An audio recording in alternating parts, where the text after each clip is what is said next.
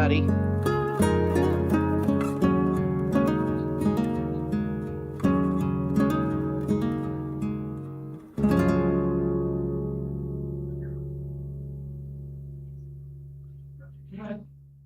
Oh, hello.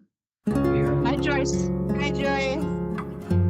How's everybody doing? Good. Recording in progress. Perfect. Recording in progress. I'd like to call this meeting to order, August 16th, 2023. In attendance, we have Molly Keegan, myself, Amy Parsons, Jane Nevin-Smith, and Randy Iser. On Zoom, we have Joyce Trumbull, so all votes will be taken via roll call today. In accordance with Mass General Law, Chapter 22 of the Acts of 2022, signed by the Governor on February 15th, 2022, I announce that this meeting of the Select Board is being recorded by Hadley Media, the Select Board's office via Zoom, and I ask if there is anyone present who is also recording this meeting. Great. Let the minutes reflect that nobody else has indicated that they are also recording this meeting.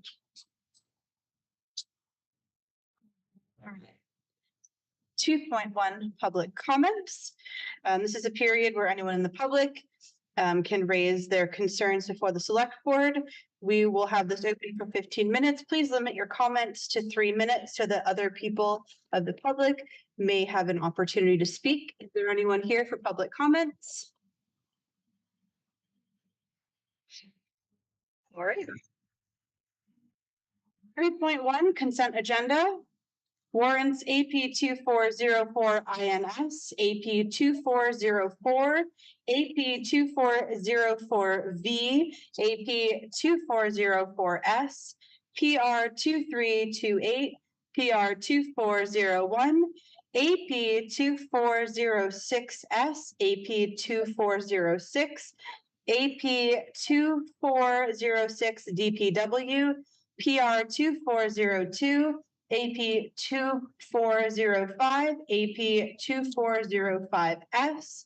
Also, one-day liquor license, top of campus, McGurk Stadium, concourse concessions in South Hospitality area, September 9th, September 23rd, September 30th, October 7th, November 4th, and automatic amusement licenses, Lucky Duck Vending at 2 locations, 1 license at Mi Tierra at 48 Russell Street, and 2 licenses at Hampshire Mall at 367 Russell Street.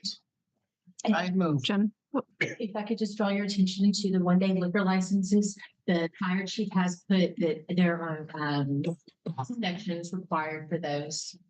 So I just would like to make sure that the vote reflects that.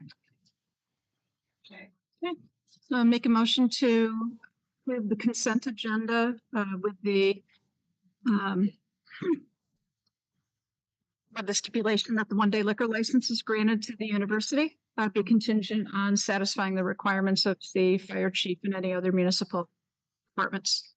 Second. Motioned by Molly, seconded by Randy. Is there any discussion? Roll call vote. Roll call, vote. Keegan, Yes. Yes. Yes. Dennison, yes, and Iser. Yes. Also, note that Eric Hasse from Lucky Duck Vending is here. If y'all have any questions.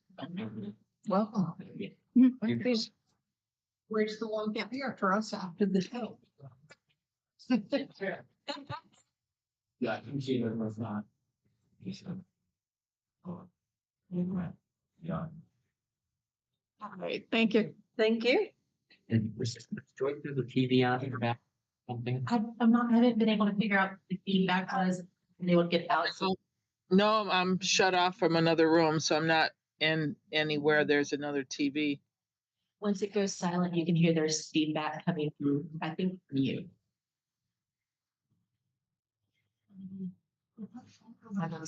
Yes. So we're gonna skip 4.1 for now because that's a 6:30 appointment and it's only 6:04.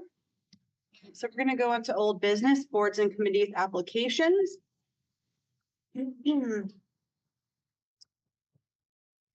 So there are some vacancies and there is an applicant list. Yes. Speak to this. Yeah, absolutely. So y'all had sent a request to if the boards and committees, and you got quite a fair response back. However, some people have also responded since I have been gone with interest, but did not submit appointment form because I was there to send. So, Walter, evening, he did apply for the ambulance oversight committee. Stu Gillespie is applying for it.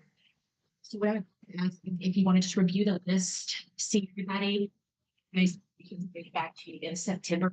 I just didn't feel like it was fair to present a partial list to y'all when you have. So you want And just I did talk to, Sue, regarding the ambulance oversight committee. I have not had a chance to talk to Chief Spank. But we have one vacancy. Yeah. And Sue would be willing to be, an alternate. So we can handle it that way as well, because it's have that pipeline of people being kind of trained coming through as, even if they're not a voting member. Okay, and I would like to say that we have an opening on the zoning board of appeals. We have one, but I believe we should interview said person before they get appointed or do get appointed, because that's a really important Consequential. that we need to make sure we have appropriate personnel covering that. we invite them? That's what I would like to do, and then I would everybody, everybody's application at the same time in advance, and y'all would have to ample time to review and make it. Right. Just I know what. Thank Yeah, and I just want to say out loud, thank you for anybody who's willing to step up and do the volunteering. This is great.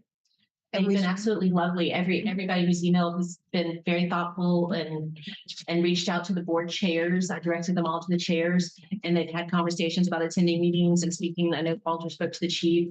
So I mean, I know everybody's really taking steps and love Are there it, any- Ashley. Are there any committees that are still looking for volunteers? Why, yes. Yeah. Let me open this up. I did attach that in here. So we are looking for an entire disability commission.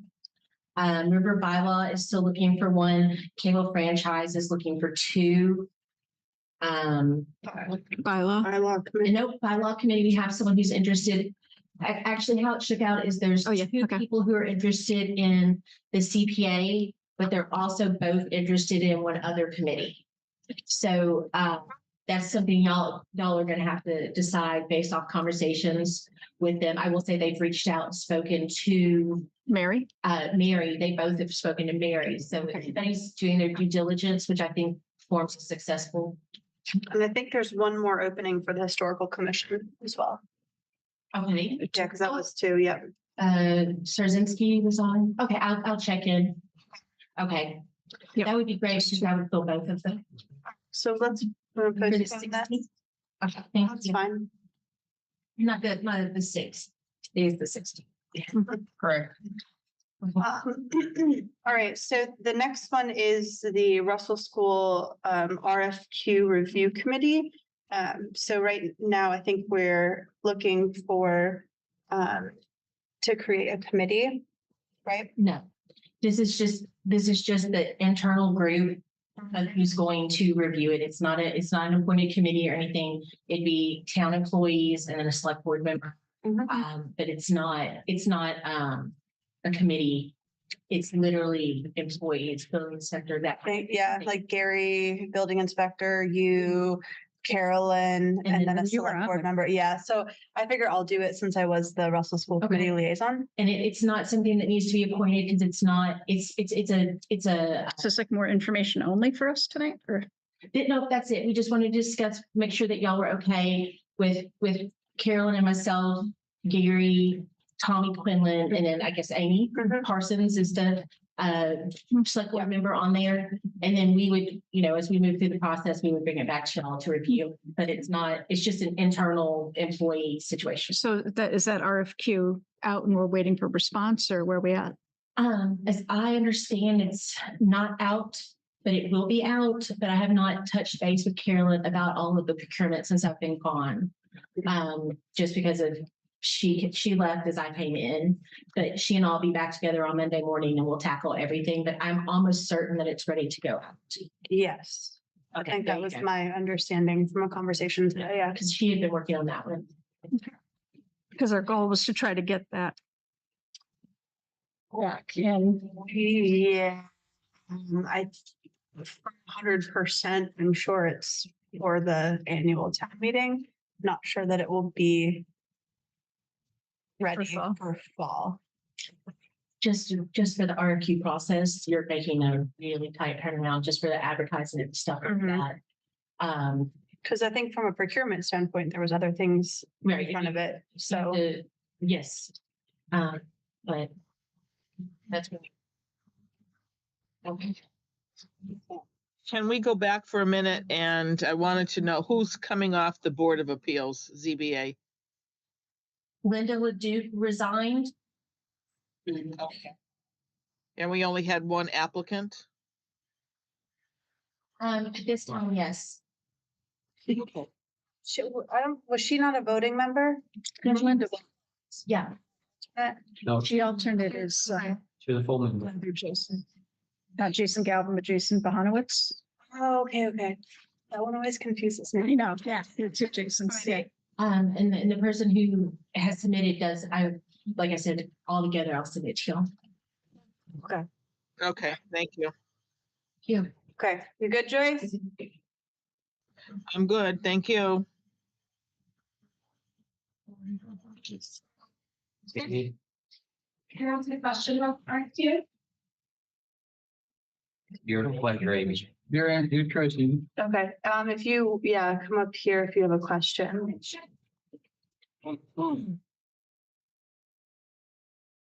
Courtney Meyer, with my best week, and the former chair of the Russell School Committee. I was wondering if one of us could potentially be involved in for the RFQ before it goes off. And then a follow-up question is if, the meetings for the new committee will be open to the public to listen to. Point of order, it's not a committee. This is an internal employee group. Okay. Kind of the committee agenda. It does not exist group. Sorry, I misspoke when I said committee, and it is just the review group, the RFQ. So kind of folks. Do you want to talk to Carolyn about that when she's back, about whether or not? The best choice. Yeah, I mean, it'd just be helpful to know why we can't be involved since we've been so deeply involved in the process for the past years. See what we can see. I'll check with you guys another time. Yes, Thank you. thank you. 6.2, Scott is here, along with Tony, to discuss the water assessment management plan and refurbishment of the Mount Warner wells. Good evening, everyone. This is Norman Morton, from the water treatment plant. I brought him tonight to, he was really boots on the ground for the project, answer any questions that you may or may not have. So, the reactivation of Mount Warner well, we, all our grant work has been done, completed. We know what needs to be done down there now, the village water treatment plant. Now it's, a funding thing.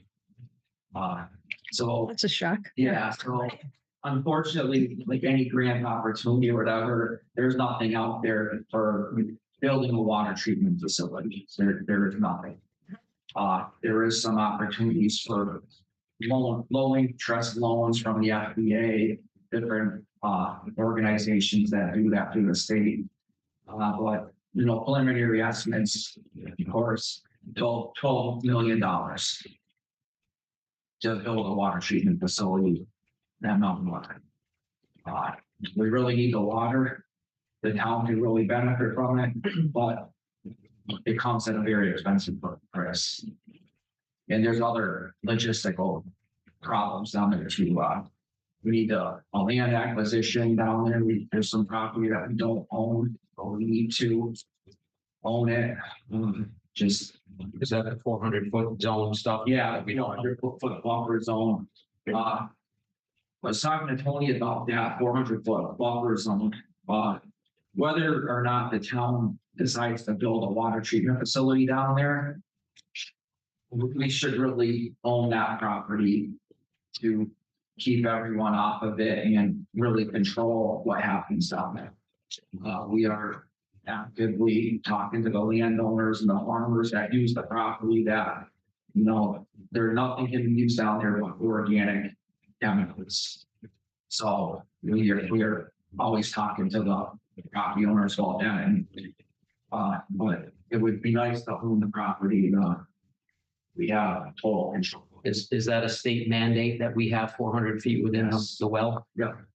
Are the property owners interested in selling? We have not officially done anything but all that. Unofficially?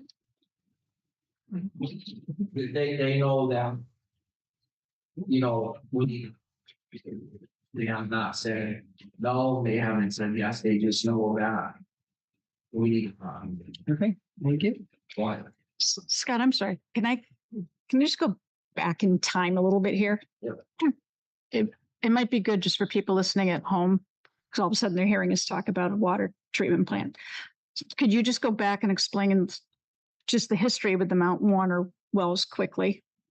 Being offline, right? work that's been done on them. I'd like to, but Tony was here for some of that, so I'd like to refer to Tony. Sure, yeah, absolutely. He was actually here. They shut the well down in 2007 for the chlorate. Mhm. And we did a 72-hour pump test in 2021 to verify there's no right in there still. We completed that and the first stage of done in May.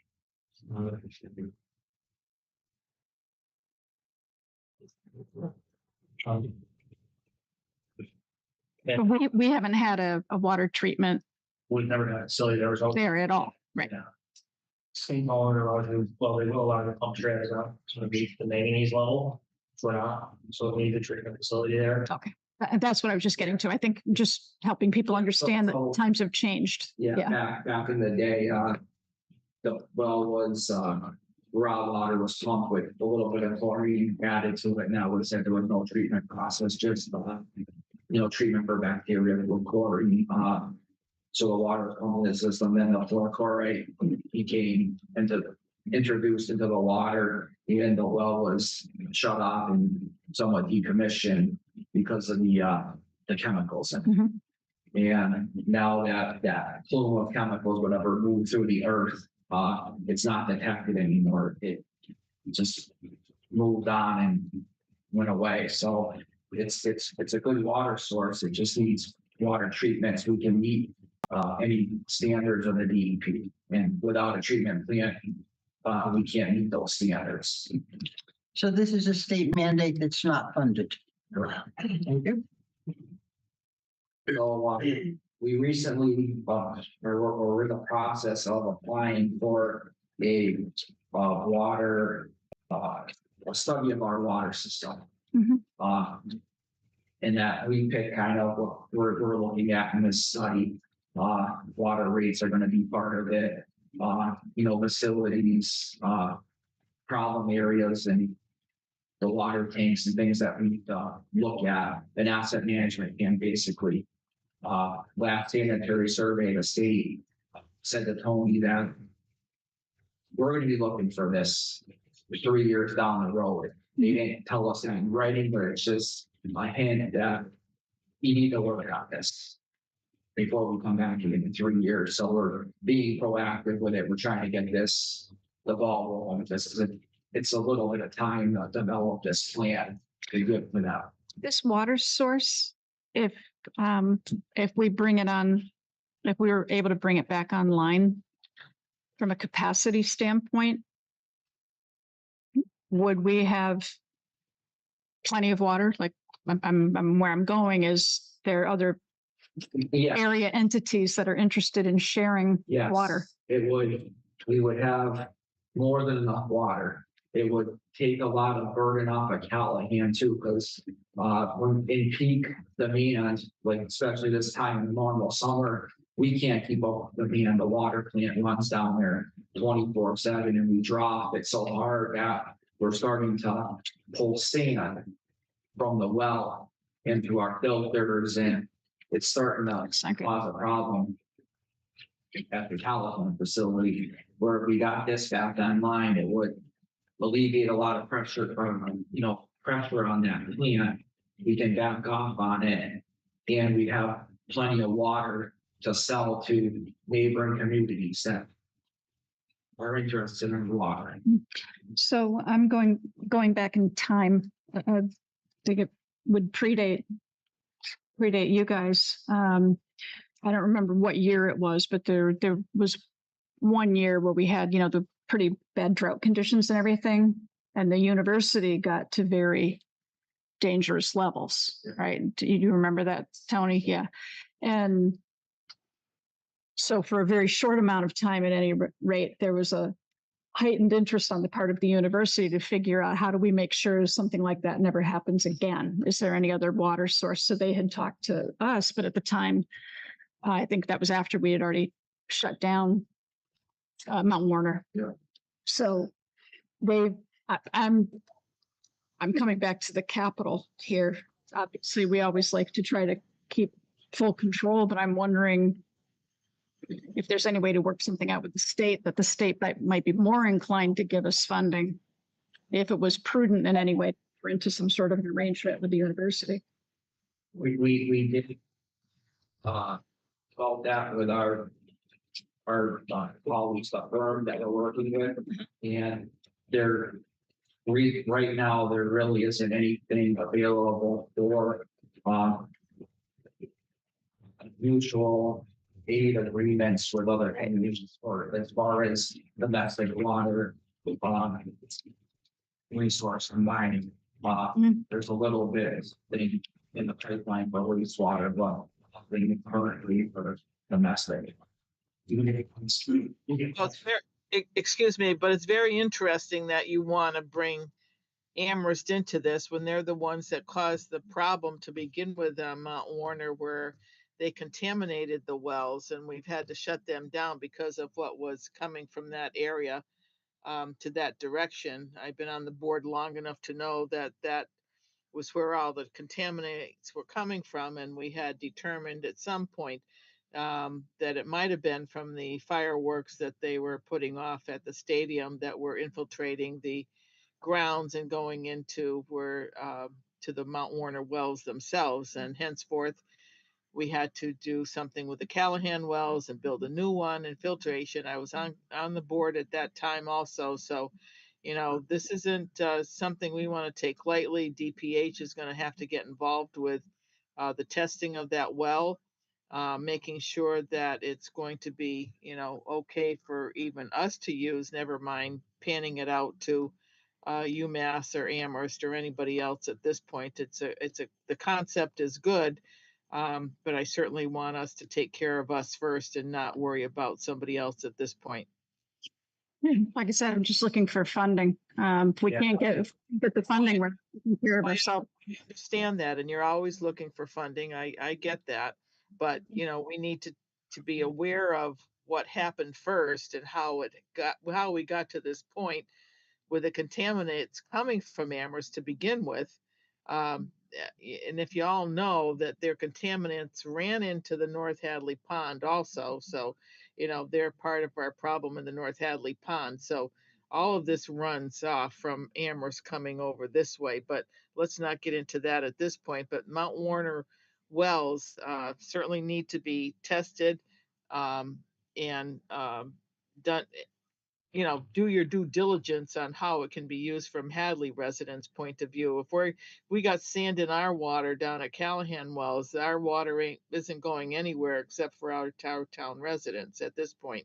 And we need to take care of and filter out and see what's happening with the Callahan wells. If you're digging down deep into the sand and getting some of that through there, because it's ruining the filtration system now that's at the Callahan wells. If you're bringing sand into those filters. So Scott, if we were to find funding for this, how long would it take from the finding of the funding until they would be operational? You need 3 years with that. You started. Thank you. Clarify to Joyce. Water down there has been tested and the perchlorate is not in the water anymore, just iron and manganese levels are too high for to send into the system. But as far as the perchlorate, that's gone. We just can't use Unfiltered. legally. Did I understand you to say that the state is intending we do this? No, it's really state mandate.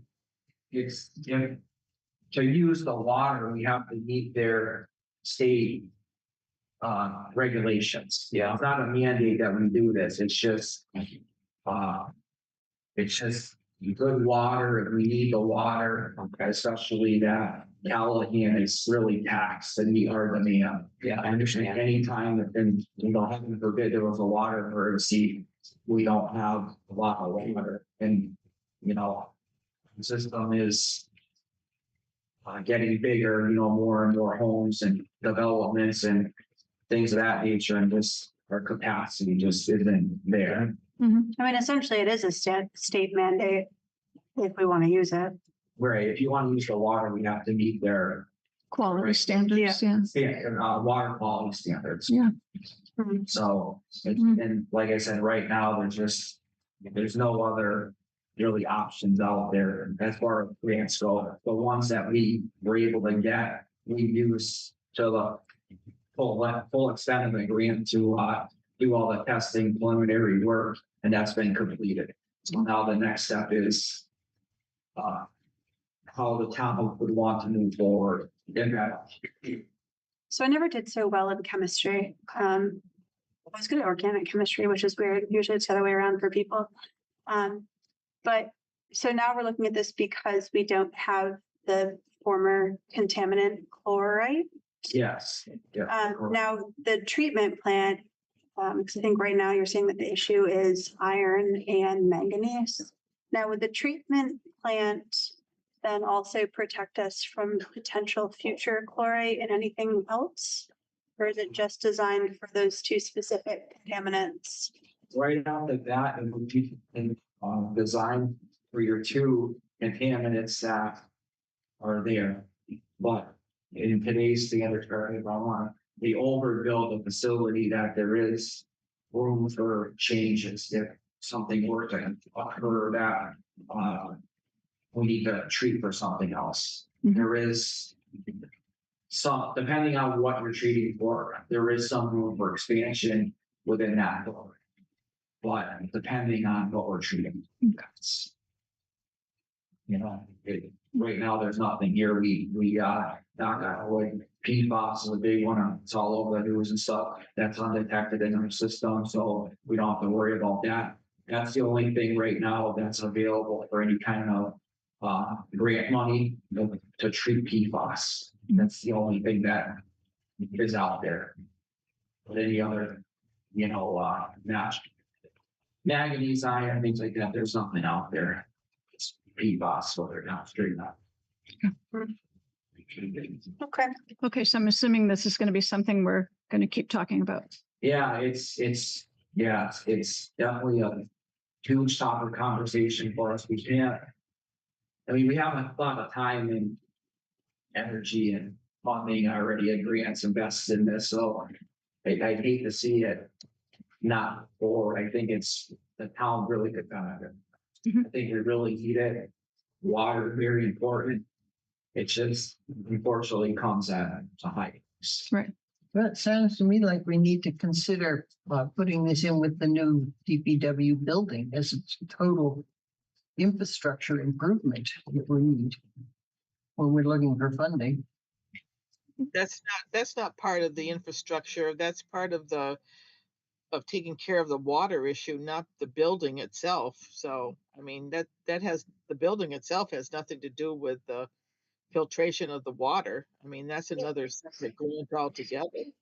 I agree with that, but I'm saying that in general, the DPW area of this town has been ignored for many years. And if we're going to be going out for a bond, we might consider putting the two of them together, even though they are not tied together. Um, um, well, I think that maybe we discuss at a later date and time. Right. That was just the picture. Well, the capital planning. Yeah, And then This week, I just really wanted to bring to you the Yeah. board where we stand and, we're kind of out of some different. Yep. Yep. So, Sure. Bless you. That's good. Very appropriate. Thank Should we start by looking at acquiring the land? that's has to be the first step. We have to, at the end, before we can do anything, they won't even acknowledge us to be on that property. That's. Let's deal with that. Go from there. Can it be built on the existing property next to the water treatment plant as where we built already? No, Joyce, the source water down on, Mount Warner, Road, so no, the treatment facility has to be built on that site. They did, soil borings and things down there that the, site is, stable to, build on. It's a good building site, it's just, it has to be down there. Would you be looking at where we, oh Christ, would you be looking at where we have a, somebody shut me off, where we have the Holly Road area? No, it has to be, in close proximity to those road points, Joyce, actually in that facility. you. So to be up that road. Coming up the, yeah. That dirt access road, Joyce, to the, you're going down the road again on the, left-hand side, the dirt road. so I was gonna say, we do have an appointment that was supposed to be for 2 minutes ago. Is there any final things we need to talk about with this right now? No. Thank you. All right, thank you. Thanks, Tony. Okay. So I think we have is it two gentlemen here? Yes, you have Tyler Hensler, who is the attorney from Upton, Connell and Devlin, who represents Texas Roadhouse. And then the business change manager for Texas Roadhouse. Okay. And then the posting manager, Adon Alarcon. I hope I said that right, is also. Okay, and just for the public's information, Jennifer, the purpose of this is, This is a public hearing to for Texas Roadhouse to change the manager for their liquor license. thank you. Yep, and Tyler will be able to guide on from there. The license is complete and ready to go. Hi, good evening, everyone. Tyler Hensler here from Upton, Connell and Devlin on behalf of Texas Roadhouse. We're here for a change of manager. With me tonight, he should be logged in as Aiden Alarcon. Yep, I see him. Aiden, if you want to just turn on your video and unmute. Aiden is he's a U.S. citizen.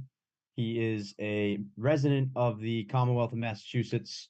He is familiar with the rules and regulations of this board, the ABCC, and the Commonwealth of Massachusetts as they relate to the sale and service of alcohol, and he has experience in the industry. Aiden, do you want to give us a little overview of your experience?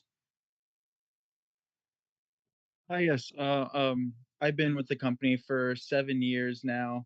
I started there when they first opened back in 2016. I got my management position and was transferred over to the Springfield location.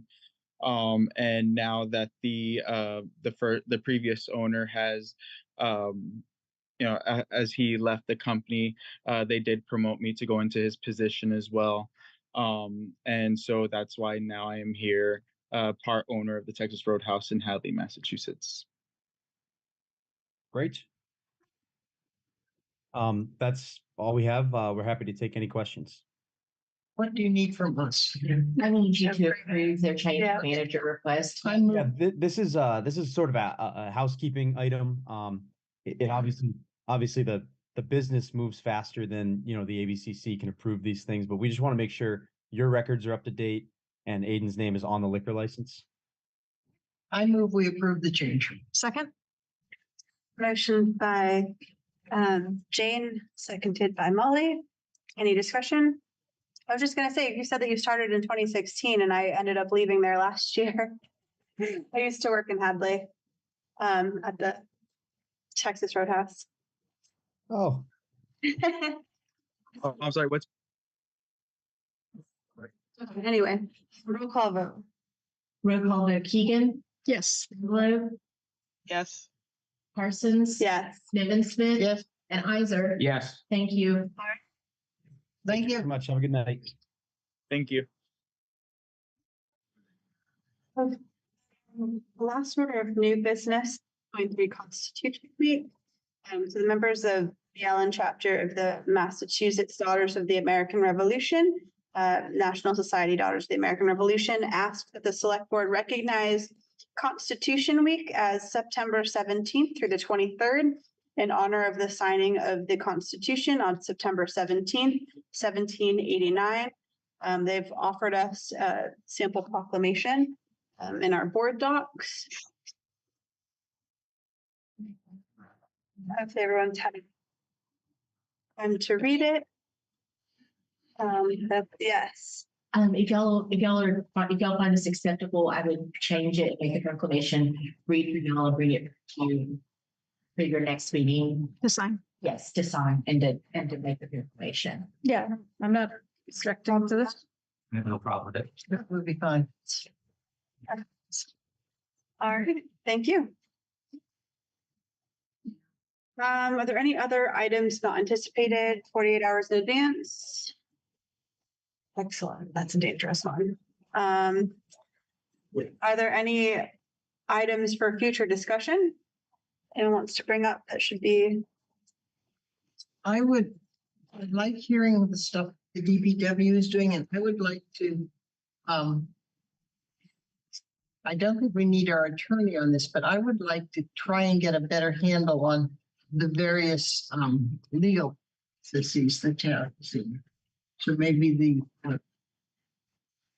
town administrator could list for us and we could talk about the meeting.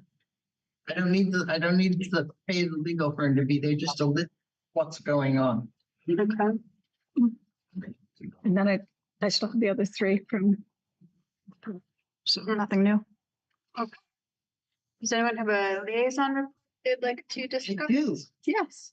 Climate Change Committee was awarded the Green Community designation, which came with $139,000 grant for the town to do energy improvements.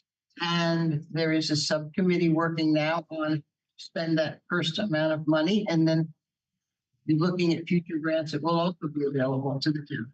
Could be signs go around town shortly.